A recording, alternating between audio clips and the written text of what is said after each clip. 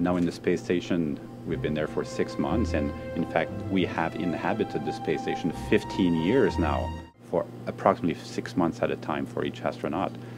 But that's soon coming to an end, and we're already preparing the next phase, which is something like a 2-year mission or 3-year mission to Mars, or based on the moon, where the trips will be much longer.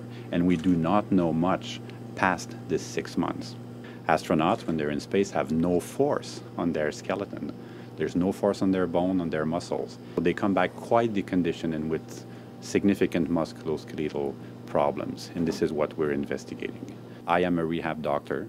I work in rehabilitation, and people with difficulties with mobility, often who are immobilized or need to use a wheelchair for mobility, have been in bed for a long time in the hospital.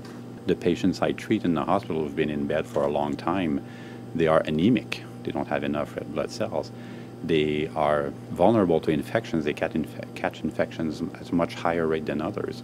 So this may all find its origin in the bone marrow. There's a theory out there that whenever you get to space, you just destroy 15% of your red blood cells right away. We developed here a way to measure directly when a red blood cell is being destroyed. So we will actually measure in space the destruction of a red blood cell, as opposed to measures on Earth and try to deduct what happened in the black box of space. So whatever we learn with astronauts in terms of the mechanisms, in terms of the mitigations, countermeasures, you could think of apply to the patients on Earth. So these are the bags that the astronauts will blow into to collect their air sample.